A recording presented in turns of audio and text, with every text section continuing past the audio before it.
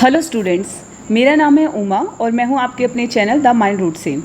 तो आज हम स्टार्ट करेंगे हमारी नई क्लास, नया चैप्टर। क्लास हमारी सेम रहने वाली है, क्लास 6, और हम ज्योग्राफी की जो कंटिन्यूशन में सीरीज है उसको कंप्लीट करेंगे।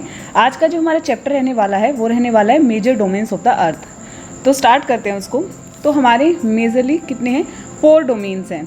हमारी जो अर्थ है एक कॉम्प्लेक्स प्लैनेट है जहाँ पर ये जो कंपोनेंट है वो आपस में इंटरेक्ट करते हैं, मिलते हैं। ठीक है, तो जो सबसे पहले हम ओवरव्यू लेते हैं हमारे डोमेन्स का। हमारे जो डोमेन्स है, देखो डोमेन्स का मतलब क्या होता है, सबसे पहले वही समझना होता है। डोमेन मतलब होता है भाग, क्षेत्र, मंडल, किसी चीज़ से भी आप समझ सकते हो। यानी हमारी पृथ्वी को मैं कितने भागों में बांट दूँ कि वो सब चीज़ों को कवर कर ले। हमारी पृथ्वी के जो भाग हैं, ठीक है, पार्ट हैं, क्षेत्र हैं, वो क्या क्या है? हमारी पृथ्वी या तो लिथोस्फीयर में डिवाइडेड है, या फिर हाइड्रोस्फीयर है, या फिर एटमॉस्फीयर है, या फिर बायोस्फीयर है। यानी ये सब हैं, ये भी है, ये भी है, और ये चारों हैं। लिथोस्फीयर क्या होते हैं? देखो लिथो को याद रखो लाठी से। लाठी क्या होती है? मजबूत। तो ये पृथ्वी का वो भाग है जो बहुत ही मजबूत होता है और इस पर हम रहते भी हैं। ठीक है, यानी जिस पे अब हमारे घर बने हुए हैं, ये कौन सा है? लिथोस्फीयर है। पहाड़ हो गए, ज़मीन हो गई जहाँ हम रह रहे हैं। ठीक है, फिर आता है hydrosphere, water in all it's form. यानी पानी के सभी स्वरूप हमारे क्या आ जाएंगे? हाइड्रोस्फीयर में आ जाएंगे। उसमें आइस हो, वाटर हो, या फिर वाटर वेपर हो, या भाप हो, पानी हो, या फिर बर्फ़ हो, वो सभी हाइड्रोस्फीयर का पार्ट है। फिर थर्ड आता है एटमॉस्फेयर। ये क्या होता है? वो गैसियस लेयर होती है जो अर्थ को चारों तरफ से घेरे हुए हैं। फिर फोर्थ पे आता है बायोस्फीयर। अब बायोस्फीयर को बताऊं तो ये एक वो नैरो जोन है जहाँ पर लाइफ एग्जिस्ट करती है। यहाँ लाइफ एग्जिस्ट कैसे कर रही है? यहाँ पर जो तीनों जो स्फीयर हैं, लिथो, हाइड्रो, एटमॉस्फेयर, ये सारे स्फीयर आपस में मिलते हैं, इंटरेक्ट करते हैं और लाइफ को सपोर्ट करते हैं। ठीक है, ताकि उसकी एग्जिस्टेंस बनी रहे। नेक्स्ट आता है लिथोस्फीयर। अब ये लिथोस्फीयर क्या होता है हम 1 बाय 1 पढ़ेंगे। जो लिथोस्फीयर क्या होता है वो एक सॉलिड अर्थ है। मैंने क्या कहा था? लिथो को याद करो लाठी से। लाठी क्या होती है? मजबूत। अब हमारे जो लिथोस्फीयर होते हैं, अब आगे जब आप बुक्स में पढ़ोगे, देखो समझने के लिए कि यहाँ तक हो गई, लेकिन थोड़ा एडवांस बताती हूँ। जो लिथोस्फीयर होती है ये क्या होती है? 2 टाइप की होती हैं।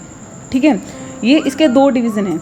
एक तो वो जो लार्ज लैंड मास पे, लैंड मतलब ज़मीनी भाग के ऊपर, एक तो हो गया वो लिथोस्फीयर। एक हमारा, देखो हमारा जो पानी है, हमारी पूरी ज़मीन के नीचे एक ज़मीन है। ठीक है, एक जिस ज़मीन पे हम रह रहे हैं वो तो ज़मीन है ही, लेकिन जो समुद्र है ना, ओशन है, उसके नीचे भी एक ज़मीन है, वो भी लिथोस्फीयर ही है। लेकिन पार्ट उसके 2 पार्ट हैं। जिस पे हम रह रहे हैं वो तो कॉन्टिनेंटल क्रस्ट है।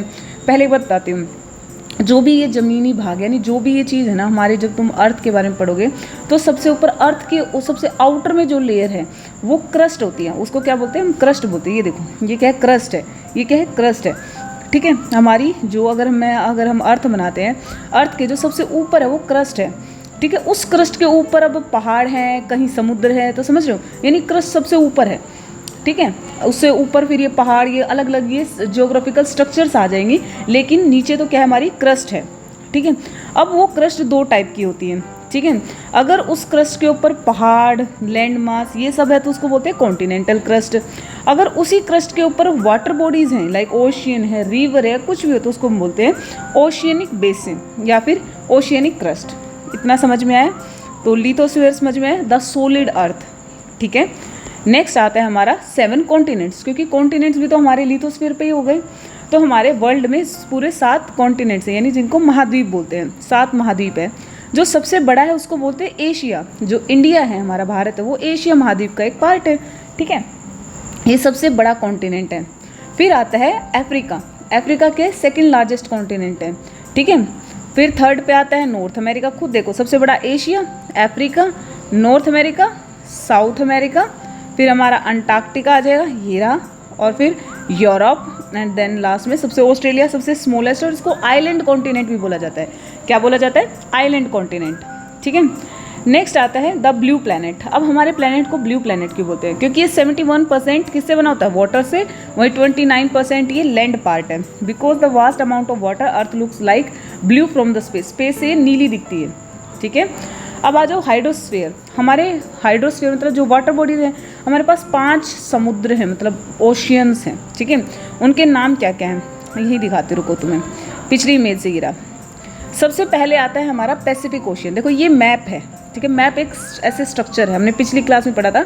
हम मैप एक ये स्ट्रक्चर ऐसे, और जो वही ग्लोब होता है, ग्लोब राउंड होता है, तो वो अपने उसका एक मतलब प्रोटोटाइप है, ठीक है। मतलब उसको एक ग्लोब, एक उसकी स्ट्रक्चर को दिखाने के लिए, एक्चुअल अर्थ को दिखाने के लिए हम ग्लोब यूज़ करते हैं, लेकिन मैप हम एक पेपर पे बनाते हैं, ठीक है, इसको समझने के लिए। तो पैसिफिक ओशियन यहाँ से इससे मिला हुआ है, तो पैसिफिक ओशियन सबसे बड़ा है ओशियन। उसके बाद आता है हमारा अटलांटिक ओशियन, ये देखो जो एस शेप में है। फिर आता है हमारा इंडियन ओशियन, एंड देन हमारा आता है सदर्न ओशियन, और फिर ऊपर आता है आर्कटिक ओशियन, ठीक है। तो ये हमारे हो गए 5 ओशियन, ठीक है, ये हो गए हमारे 5 ओशियन, ठीक है। आर्कटिक ओशियन नॉर्थ पोल पे दिखता है, southern ocean encircle the Antarctica के पास में आ गया, इंडियन कॉन्टिनेंट हमारे इंडिया की कंट्री के नाम पे है, अटलांटिक सेकंड लार्जेस्ट और एस शेप में है, और यहाँ बिजी फॉर ट्रेड, यहाँ ट्रेड बहुत ज़्यादा होते हैं। और पैसिफिक में लार्जेस्ट ओशियन है, सर्कुलर शेप है, और ये मैरिना ट्रेंच जो सबसे नीचे, जैसे माउंट एवरेस्ट सबसे ऊपर तक की चोटी है ना, तो सबसे ज़मीन में नीचे की तक की जो वो है उसको मैरिना ट्रेंच बोलते हैं, ठीक है। अब आज हमारा थर्ड स्फीयर है एटमॉस्फेयर, जहाँ पर एयर लेयर है, ठीक है। अब the atmosphere is a thin layer of gas that protects us from harmful sun rays, जो हमारे सनरेज, जो हार्मफुल सनरेज उनसे हमें बचाती है और हमें एयर प्रोवाइड करती है सांस लेने के लिए। अब ये 5 लेयर है, तुम्हें अभी अचानक से नहीं याद होगी, लेकिन आप इनको बार बार रिवाइज करोगे तो याद होंगी, ठीक है। तो सबसे पहली जो लेयर होती है उसको बोलते हैं ट्रोपोस्फियर, ठीक है। क्या होती है? ट्रोपोस्फियर, जो हमारे ऊपर है जस्ट, वो ट्रोपोस्फियर है। ट्रोपोस्फियर के ऊपर आती है स्ट्रेटोस्फियर। क्या आती है? स्ट्रेटोस्फियर। ये देखो, ये ट्रोपो, ये स्ट्रेटो, उसके ऊपर मीज़ो, फिर थर्मो और फिर एक्सोस्फियर। ये हमारी टोटल एटमॉस्फेयर की इतनी लेयर्स हैं। ट्रोपो, स्ट्रेटो, मैं याद करती हूँ उसको 3 पार्ट में डिवाइड करके। ट्रोपो याद रखती हूँ मेरे से ऊपर टॉप में जो है, फिर मीज़ो बीच में और एक्सो बिल्कुल बाहर, और एक्सो जो मैंने बताया आपकी वो सबसे बाहर वाली होगी। तो फिर ट्रोपो और मीज़ो के बीच में मैं याद करती हूँ फिर स्ट्रेटो, यानी टी और एम के बीच में क्या आ गया? एस आ गया, स्ट्रेटोस्फियर, ठीक है। और मीज़ोस्फीयर एक्सोस्फीयर के बीच में आ गया थर्मोस्फियर, ठीक है। अब नेक्स्ट आता है कंपोजिशन ऑफ एयर। एयर का कंपोजिशन क्या है? Nitrogen, oxygen and argon and CO2। ये देखो, हमारे एनवायरनमेंट में इसमें सबसे ज़्यादा किसका पार्ट है? नाइट्रोजन का, विच इज़ 78%। नाइट्रोजन हेल्प करता है प्लांट के ग्रो के लिए।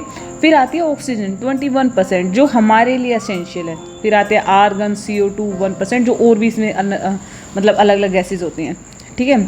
फिर आता है why is atmosphere important. Atmosphere important क्यों है? क्योंकि सांस लेने के लिए, क्योंकि हमें ऑक्सीजन प्रोवाइड कर रही है एनिमल्स को, नाइट्रोजन प्लांट्स को इंपॉर्टेंट है, और ये हमें प्रोटेक्ट करती है यूवी रेज से, जो सन से आने वाली यूवी रेज है उनसे हमें प्रोटेक्ट करती है। वही कंट्रोल करती है टेम्परेचर को, ठीक है, ताकि अर्थ पर लाइफ मेंटेन रह सके। फिर नेक्स्ट आता है बायोस्फीयर। क्या है? ये वो जोन है जो लाइफ का जोन है। Biosphere is the narrow zone where land, water, air come together, यानी लिथोस्फीयर, हाइड्रोस्फीयर एंड एटमॉस्फेयर आपस में मिलते हैं। It is the only zone that where life exist, जहाँ पे लाइफ एग्जिस्ट होती है, एक मात्र ऐसा जोन है।